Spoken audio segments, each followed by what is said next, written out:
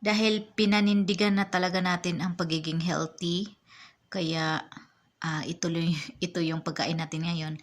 May konting fruits tayo, charis, konti lang yan. May blueberry, strawberry, and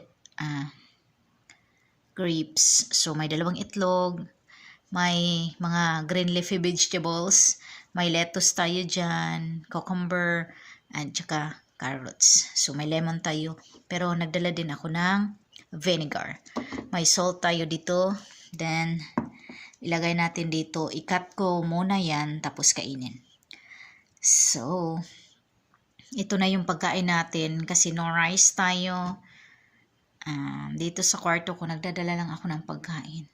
Tapos may mga nuts ako dito, source of protein.